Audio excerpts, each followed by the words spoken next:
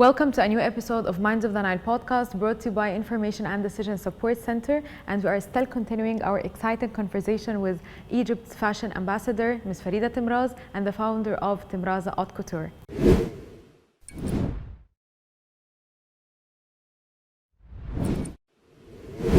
Farida, we're still touched by your love for this country and your great passion for fashion industry. And how do you think fashion could be very important for fostering the economy and promoting the Egyptian culture? Fashion industry is huge worldwide, and definitely it can be a great addition to the Egyptian economy, because most of the economies, for example, Milan is based on a fashion economy. Most of the economy is driven by fashion, by the way. Paris, most of the economy, most of the GDP comes from fashion weeks and all this. So the power of fashion is humongous for the economy and as a soft power. Soft power, for example, when we go to the international platforms and we show what Egyptians are capable of doing in terms of this luxury high-end product, the haute couture product made in Egypt, the people come surprised. And this is a huge soft power for Egypt, because they start thinking, oh, are you sure this is from the lands of camels and pyramids? I got this feedback from London Fashion Week. I was like, yes, we have the camels and the pyramids, and we have amazing people, amazing professions, amazing.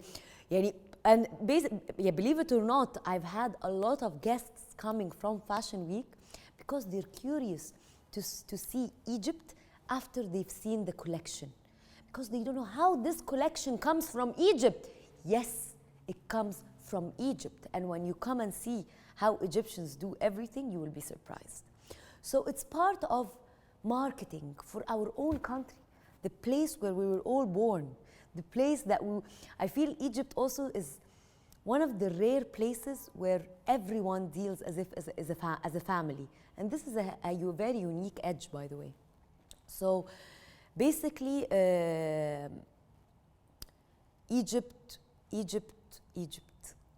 This is amazing, and this is really important. How can we change the image and send the right image about the Egyptian economy, the Egyptian industry, and the Egyptian people? And of course, Egypt is very well known with its amazing heritage, but we are building for the future, and we have great aspirations for the future of this country. And I'm so happy that you're doing your best to support this mission. I always, and I'm into marketing, not just for fashion, but sometimes we were sitting and saying, we Egyptians have the greatest in different industries. And for example, play football like Egyptian, Mohamed Salah.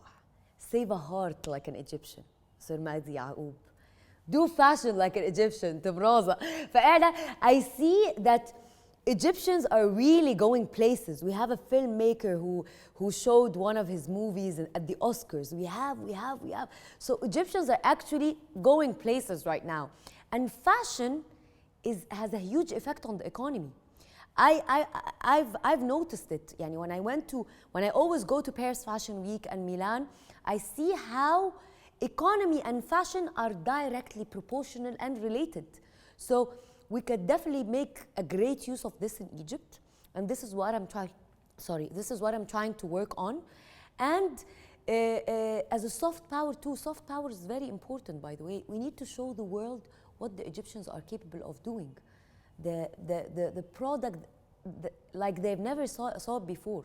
Now it's there, made in Egypt, but it's high-end, it's luxury, it's haute couture, as mentioned in the book. Thank you, Farida. And actually, Made in Egypt is a very successful, important and powerful slogan for the quality of the Egyptian brands. How do you think the government is supporting the national brand and supporting the fashion industry? Definitely. The government plays a huge role in supporting the fashion industry, especially when they saw that it can have a huge effect. And that's why I was very keen to publish my own book, because for any industry to grow, I owe this book to, I did this book for Egypt, for the government. Why? Because all the Egyptian designers here in Egypt who want to become fashion designer, they deserve to know it the right way. They deserve to know by book how to start a fashion brand, how to make your fashion brand successful, and how to make this fashion brand credible and believable. And it took us like 12 years to make people trust our brand, to choose our brand next to brands who have been in the industry for 100 years. So this is something that I've done, and we have signed with a publishing house so that this book, it's a case study about the fashion in Egypt and how it's growing, and we're going to have it all over the world, inshallah, and in universities. Thank you, Farida. I really enjoyed this conversation, and I just want to know, what are your final advice for young entrepreneurs in the fashion industry? It needs to start with education. Yani, fashion designers who aim to become fashion designer, creativity is not enough. They need to have the right mindset to open a company, to start a brand. They need to be ready for it, quality-wise, for the product and for the management, and for there's a lot of aspects that comes before establishing a brand and growing your baby is what I call it. Yani Temraza 10 years ago was my baby. In order to do this, you need to study a lot. You need to work a lot. You need by studying, not just study the fashion part. In order for the fashion part to be successful, in order to market and sell your creativity, you have to have the business aspect as well. In order to create your own brand, it requires a lot of things.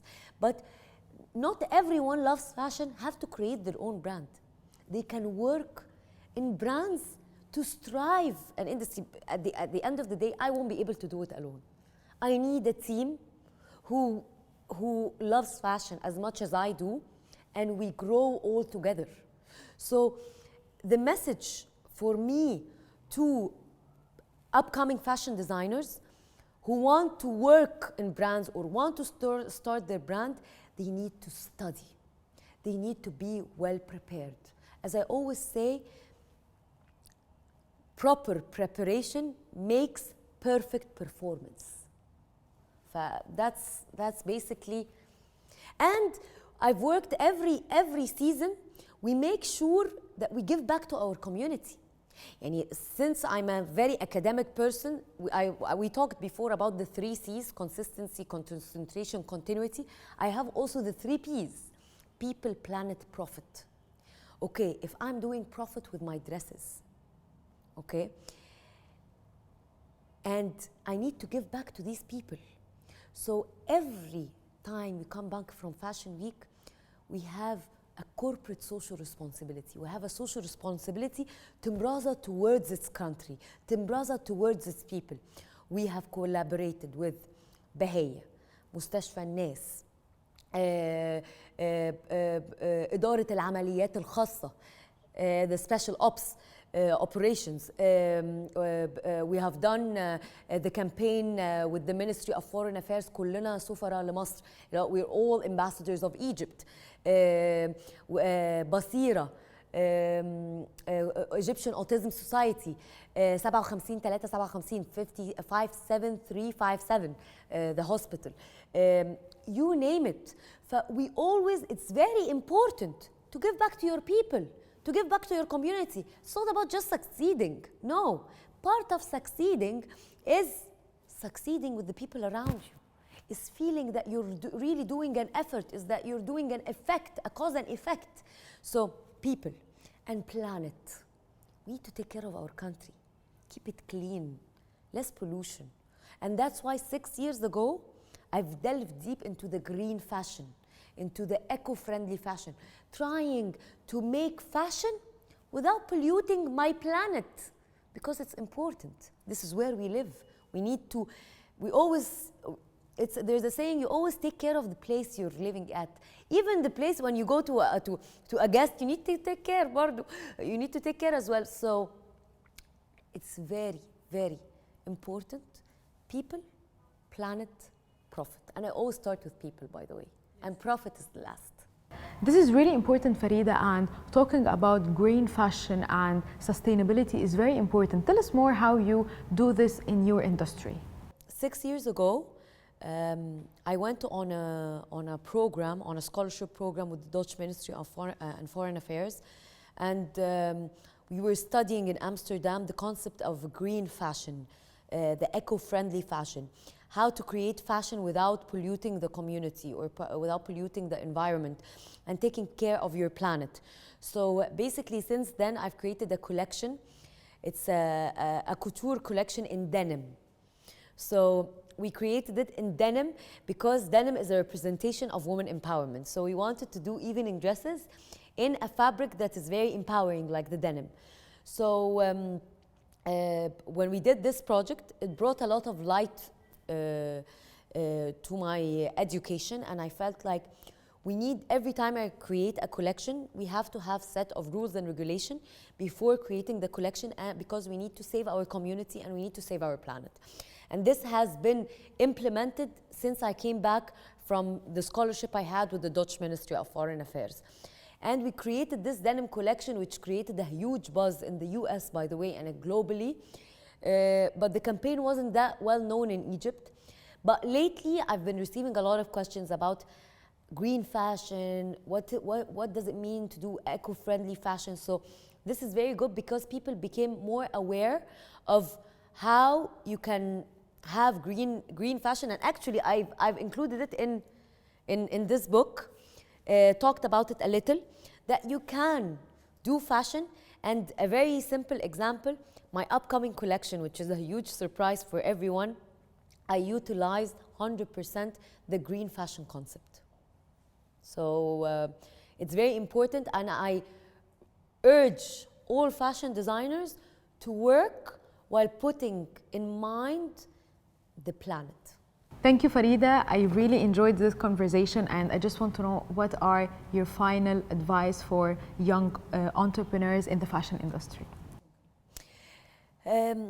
As I started off the interview, if all Egyptians work together hand in hand and worked extremely professional with their passions and being patient, we will reach places. I'm sure of that. Egypt will be the center of the world.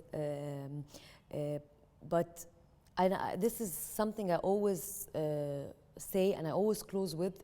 Even the brick wants to become a building. So every one of us has to run after the dreams, because I always say, if not you, who? If not now, when?